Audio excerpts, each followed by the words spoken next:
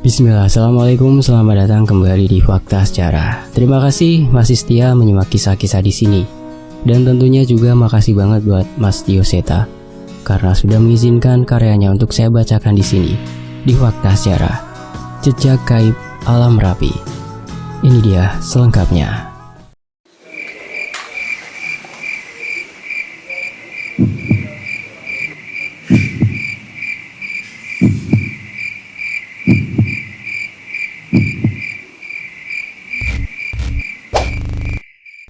Gunung Merapi, sebuah mahakarya dari Sang Maha Pencipta yang berdiri kokoh dengan keangkuhannya. Ini kedua kalinya aku mencoba menaklukkan gunung ini. Setelah sebelumnya aku gagal karena sebuah gangguan yang membuatku tersesat ke sebuah desa. Ketika mendengar rencanaku untuk mendaki Gunung Merapi sekali lagi, Rama dan Yanto memaksa untuk ikut menemaniku. Mereka merasa bertanggung jawab membawaku ke puncak gunung ini. Danan, nih pegang. Sebuah HT, handy talkie, dan handphone satelit diserahkan oleh Rama kepadaku. Opo to iki? Niat banget kalian? Tanyaku yang sedikit heran. Wes pegang wae, kamu kan sensitif. Jadi kalau amit-amit terjadi apa-apa, kita nggak akan kehilangan kamu lagi. Lihat nih, aku sama Rama juga pegang. Ucap Rama meyakinkanku. Wah, perhatian banget kalian. Tenang ya. Tenang aja, aku udah semakin memperdalam ilmu batin. Harusnya kali ini tidak ada halangan yang berarti. Balasku mencoba menenangkan mereka berdua. Iyo, kita percaya kok. Tapi dari kejadian dulu kami belajar, tidak satupun gunung yang bisa diremehkan. Semudah apapun pendakiannya, kita harus bersiap sesuai prosedur. Jelas Yanto. Kami tidak memperpanjang perbincangan kami lagi dan segera melakukan registrasi di pos dan mulai memasuki jalur pendakian. Terlihat juga beberapa pendaki juga sudah memulai pendakian mendahului kami. Sepanjang awal pendakian, kami membicarakan tentang masa lalu semasa kuliah. Ternyata, walaupun sudah berpisah, mereka masih sering janjian untuk melakukan pendakian. Namun, sudah tidak se-ekstrim dulu. Selangkah demi selangkah kami lalui, kondisi jalur pendakian Gunung Merapi memang didominasi dengan jalan menanjak dan bebatuan. Kami sampai di shelter pertama saat maghrib. Walaupun belum terlalu lelah, kami tetap berhenti untuk menyempatkan waktu untuk beristirahat dan menunaikan kewajiban kami sebagai makhluk ciptaan yang maha kuasa. Matahari mulai terbenam. Langit pun mulai terlihat gelap. Kami melanjutkan perjalanan dengan penerangan dari lampu senter. Selama perjalanan, tidak ada halangan yang berarti. Sampai setelah melewati pos pertama Rama yang berjalan di depanku, terlihat terhenti. Memang dari tadi aku merasa ada yang aneh. Entah mengapa sepanjang perjalanan terasa sepi. Tidak ada suara jangkrik atau binatang malam maupun pendaki lain. Rama, kenapa berhenti? Tanya Yanto memastikan keadaan Rama di depan. Itu apa Danan? Ucap Rama dengan suara yang bergetar. Aku berlari menyusul Rama. Rupanya di hadapan Rama berdiri sesosok makhluk hitam besar, membelakangi kami. Ia menoleh dan memamerkan matanya yang merah dan taring yang keluar dari mulutnya. Segera aku mengambil posisi terdepan dan mendahului Rama dan mendekat ke arah makhluk itu. Namun makhluk itu menghilang tanpa jejak seperti asap. Danan, gimana? Rama menanyakan kondisi di depan padaku. Enggak apa-apa. Mungkin cuma penugutan ini. Jawabku yang memang belum tahu persis tentang apa yang aku lihat. Kami melanjutkan perjalanan. Namun entah mengapa, aku merasa setelah kejadian tadi jalur yang kami lewati semakin gelap. Lebih gelap dari biasanya. Bahkan senter kami pun tidak dapat menerangi seluruh jalan. Danan, bener ini jalannya? Tanya Rama yang masih mengikutiku dari belakang. Harusnya bener. Tahu dari tadi gak ada jalan lain? Jawabku. Walaupun jalan yang kami lewati sudah sesuai rute, namun entah mengapa kami terhenti di hadapan sebuah hutan tanpa ada jalan setapak seperti biasanya. Rama, jalan setapaknya habis di sini. Berarti kita harus masuk hutan itu? Tanyaku pada Rama. Iya Danan, dulu kita emang lewat hutan sedikit, tapi kok kayaknya beda sama yang sebelumnya ya? Jawab Rama kepadaku. Ya sudah, gantian aku di depan. Mungkin aja aku inget. Yanto menawarkan diri. untuk berjalan di depan memandu kami. Semenjak memasuki hutan, suasana menjadi sangat berbeda. Cahaya bulan hampir tidak bisa masuk ke hutan ini. Hanya penerangan dari senter kamilah yang membantu kami untuk mencari jalan. Kami berjalan menelusuri gelapnya hutan. Tapi entah mengapa, perjalanan kami terasa lama sekali tanpa ada tanda-tanda ujung dari hutan ini. "Danan, kamu gak merasa ada yang aneh?" tanya Rama padaku. "Iya, kita udah jalan lama. Tapi kenapa gak ketemu ujung dari hutan ini ya?" Aku setuju dengan Rama. "Emang kamu tahu kita diisengin apa enggak?" Kali ini Yanto mencoba memastikan padaku. "Kalau ada yang iseng, aku pasti sudah sadar. Tapi memang aneh. Di gunung yang biasanya banyak makhluk gaib, di hutan ini malah tidak ada sama sekali," ceritaku pada kedua temanku itu. Kami menyudahi perbincangan kami dan mulai berjalan lagi. Entah berapa jam perjalanan hingga lampu senter kami mulai meredup. Saat diselimuti rasa lelah, kami mulai merasa gelisah.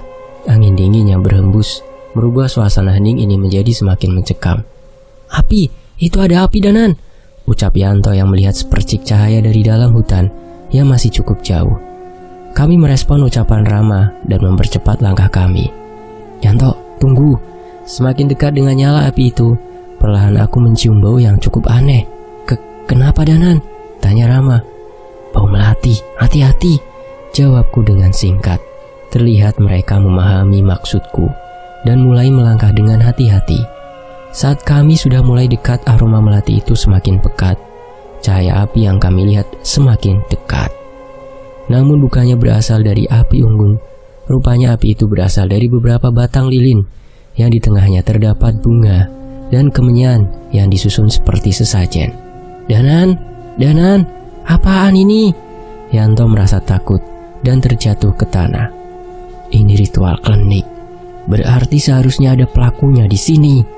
Aku menoleh ke sekeliling. Namun hutan ini terlalu gelap. Sebelum sempat menemukan sesuatu, terdengar langkah kaki mendekat dari balik cahaya lilin tersebut. Dari dalam kegelapan, terlihat sosok makhluk kurus berambut panjang merayap, menjilati bunga-bunga yang disajikan di sana. Seolah menyadari kehadiran kami, ia menengadahkan kepalanya dan melirik kami dengan matanya yang hitam. Apaan itu, Danan?" teriak Yanto yang ketakutan. "Demit alas, Tok. Tapi pasti ada yang manggil makhluk itu ke sini. Lebih baik kita pergi," ucapku pada Rama. Belum sempat melangkah, terdengar suara seseorang dari belakang makhluk itu. "Sampean ora iso lunga, kalian tidak bisa pergi." Saat ini aku mulai merasakan bahaya. Demit-demit yang aku lihat sepanjang jalan dan bahkan yang memakan sesaji ini belum ada yang membuatku gentar. Namun saat suara itu terdengar, situasi di hutan ini berubah semakin mengerikan. Tuk, suara sebuah benda jatuh di dekat Yanto. Ia menoleh ke arah benda yang jatuh tak jauh dari tempat ia terduduk. Tangannya mencoba meraihnya, namun ia mengenali tekstur yang ia pegang. Penyesalannya sudah terlambat. Saat ini sebuah kepala manusia tergenggam di kepalanya dan mulai menoleh ke arah Yanto. "Tolong!" Suara itu terdengar dari kepala dan wajah yang penuh luka yang sudah membusuk.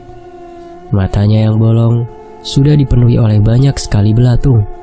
"Danan, kepala Danan, ini kepala!" ucap Rama yang refleks melempar benda itu. Namun rupanya semua tidak berhenti sampai di situ.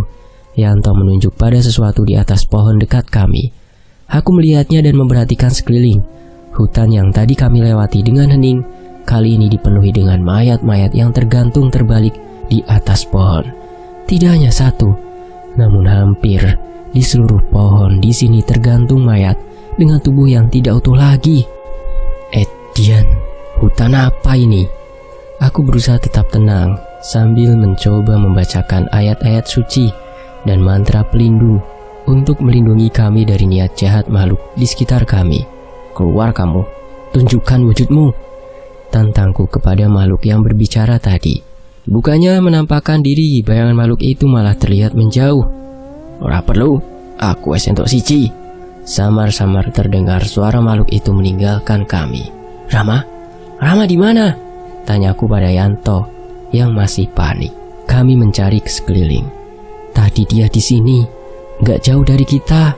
Kali ini ia semakin panik dan segera menghubungi dengan HT yang ia bawa. Namun tetap tidak ada jawaban. Tak sedikit pun petunjuk keberadaan Rama terlihat di dekat kami.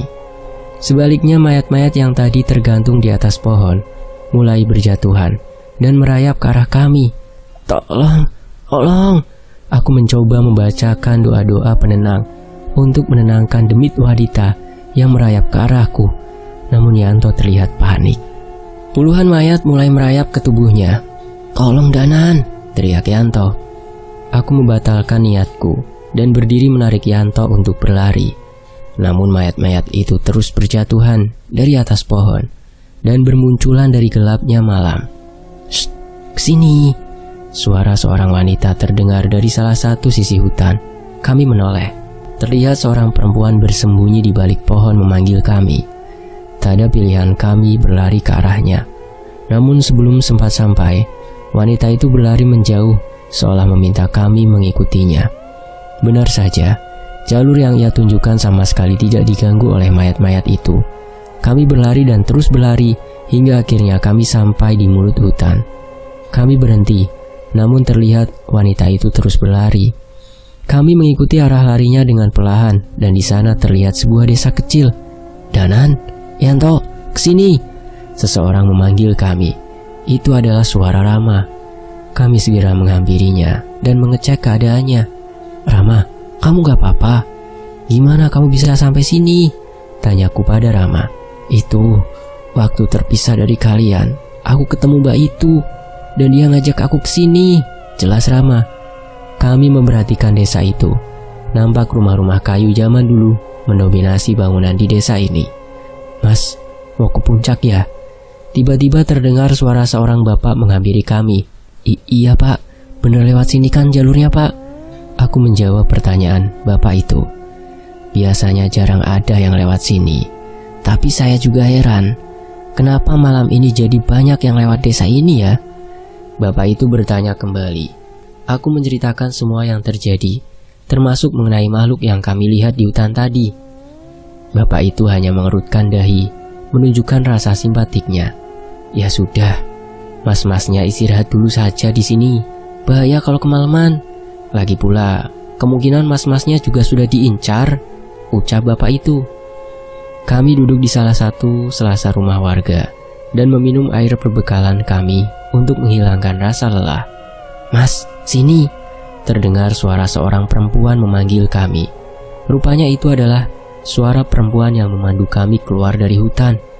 Mbak, tadi terima kasih ya sudah membantu kami keluar dari hutan, ucap Rama membuka pembicaraan. Iya mas, ndak apa-apa, udah biasa. Ini Sabtu Kliwon, biasanya para pencari ilmu menjadikan hutan itu untuk mencari tumbal, jawab perempuan itu. Kami saling menatap. Salah sedikit kamilah yang akan jadi tumbal para pencari ilmu itu. Udah, ayo ke balai desa. Tadi habis ada acara, ada teman-teman masnya juga di sana.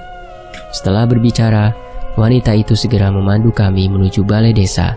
Benar, di sana terlihat para pendaki yang tadi sudah berjalan mendahului kami. Mereka sedang berbincang dengan beberapa warga desa sambil menikmati suguhan yang disajikan warga. Monggo mas, istirahat dulu di sini, ucap salah seorang warga desa yang menyambut kami. Nggih pak, matur nuwun, terima kasih. Kami segera mengambil posisi duduk seadanya di sekitar warga itu. Bu, ini ada tamu. Mbok yo disuguhin apa gitu? Perintah orang itu kepada istrinya. Sudah pak, ndak usah repot-repot, kita udah bawa perbekalan kok pak, ucapku kepada bapak itu. Halah, ndak repot kok, tadi juga habis ada acara, banyak makanan yang sisa kok, ucapnya. Kami melihat sekitar. Memang terlihat ada panggung dan alat musik tradisional di sana, seolah selesai mengadakan acara.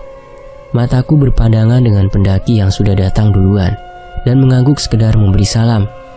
Habis ada acara apa toh pak? Tanyaku penasaran. Biasa, pementasan tari. Hampir setahun 2 kali kami mengadakan pementasan ini, jelas bapak itu. Tidak ada sound system, hanya alat musik tradisional yang usang yang terlihat di sekitar panggung. Aku berjalan-jalan dan memperhatikan panggung dan orang-orang di sekitar balai desa. Monggo, dicicipin seadanya. Tiba-tiba istri dari warga desa yang menyambut kami datang dengan membawa sebuah nampan berisi makanan dan teh hangat. Kebetulan stok airku udah habis, diisi teh hangat cocok nih. Rama segera mengambil kendi berisi teh dan mengisi botolnya. Yang sopan kamu, ucap Yanto sambil memukul lengan Rama dengan cepat dihindarinya. Ya sudah, dinikmati dulu ya, saya tinggal dulu, ucap warga desa itu. "Nggih Pak, terima kasih banyak," jawabku. Aku menghampiri Rama, dan Rama segera duduk memikirkan mengenai kejadian di hutan tadi. Rama dan Yanto masih sibuk membicarakan hal yang tidak penting.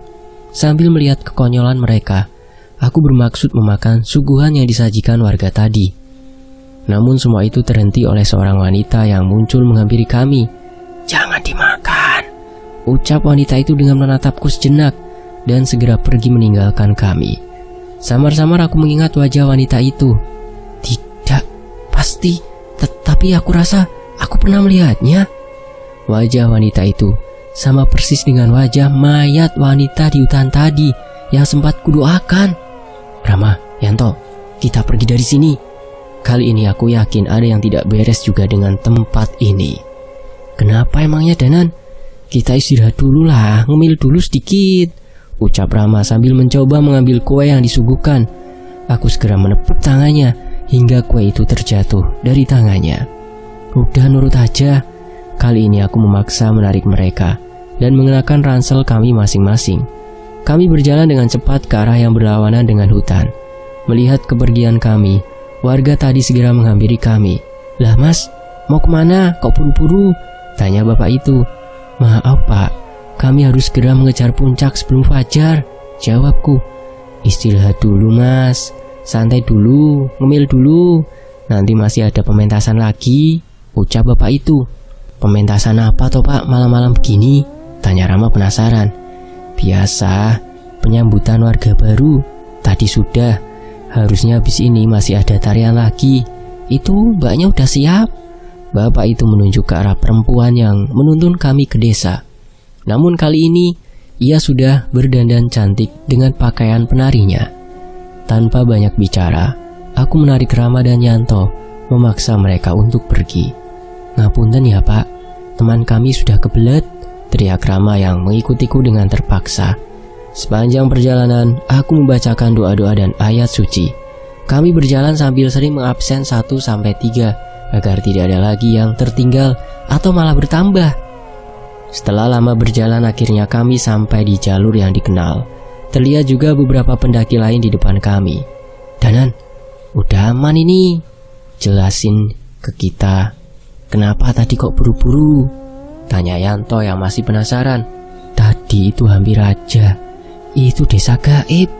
Kalau tadi kalian makan makanan yang disuguhin, bisa-bisa kalian gak bisa keluar dari desa itu," ceritaku kepada mereka. "Ya bener kamu Danan, gak mungkin. Tadi aja ada pendaki lain yang bareng kita kan?" protes Rama yang mulai terlihat pucat. "Mereka sudah terlanjur makan suguhan warga di sana. Sekarang mereka sudah dianggap warga desa itu, makanya dibuat penyambutan," jelasku sekali lagi. Yanto terlihat lebih pucat dari Rama. Tubuhnya terlihat gemetar sambil mencoba mengeluarkan botol air yang sudah diisi teh hangat dari desa itu. Saat botol itu dibuka, tercium bau amis yang sangat menyengat, seperti bau darah hewan yang sudah membusuk. Dan tidak hanya itu, satu persatu belatung mulai keluar dari cairan amis di botol milik Rama. Yanto terlihat tak mampu menahan rasa mualnya. Segera aku menutup hidungku dengan kain dan membantu Rama membuang cairan itu dan mencuci botolnya dengan tanah dan membacakan doa untuk menghindari makhluk halus yang tergoda dengan minuman dari desa gaib ini. "Danan, berarti pendaki tadi gak bisa diselamatin?" tanya Rama padaku. Aku hanya menggeleng. Namun Rama masih tidak terima. "Bukannya kamu punya ilmu batin? Kalau kita paksa mereka melepaskan pendaki itu gimana?" tanya Rama. "Percuma, mereka itu penduduk asli sini. Kitalah yang pendatang. Sekarang pendaki itu sudah menjadi warga desa gaib itu dan hidup bersama mereka. Tidak ada yang bisa kuperbuat. Setidaknya dengan kemampuanku saat ini, Aku mencoba menjelaskan kondisinya pada Rama. Berarti seandainya ada orang yang lebih hebat, mereka bisa diselamatkan? Tanya Rama sekali lagi. Mungkin bisa. Saat kita turun, kita sampaikan kejadian ini pada juru kunci. Seharusnya ia mempunyai wibawa yang cukup untuk meminta pendaki itu kembali. Rama mulai mengerti, dan Yanto pun sudah mulai tenang. Kami melanjutkan untuk berjalan kembali dan memutuskan membuka tenda di pos Pasar Bubrah bersama pendaki lainnya. Danan, katanya Pasar Bubrah juga angker. Katanya ada pasar gaib gitu ya? Tanya Rama yang mulai jadi penakut karena kejadian tadi. Iya, tapi hari ini bukan pasarannya, tenang aja, jawabku menenangkan mereka. Kami beristirahat dan menghabiskan sisa malam untuk tidur di tenda dan memasang alarm menjelang subuh untuk segera menjemput puncak Merapi yang gagal kugapai beberapa tahun lalu. Pagi mulai datang. Sebelum alarm berbunyi, suara para pendaki lain sudah lebih dulu membangunkanku. Terlihat Rama dan Yanto juga berusaha keras menahan rasa kantuknya. Kami bersiap untuk memulai pendakian di medan yang berbatu. Kami bersiap mendaki Gunung Anyar untuk mencapai puncak Merapi. Aroma belerang mulai tercium dengan udara dingin yang selalu berasap. Hingga akhirnya kami sampai di puncak, di mana terdapat tempat datar yang cukup luas, tepat di bawah puncak Garuda. Tepat saat matahari terbit, sebuah pemandangan yang luar biasa terlukis di hadapanku. Kemegahan gunung-gunung terindah di Jawa Tengah terlihat dari sini. Indahnya Gunung Sindoro, Sumbing, Pegunungan Dieng, dan Gunung Slamet terlihat di horizon barat.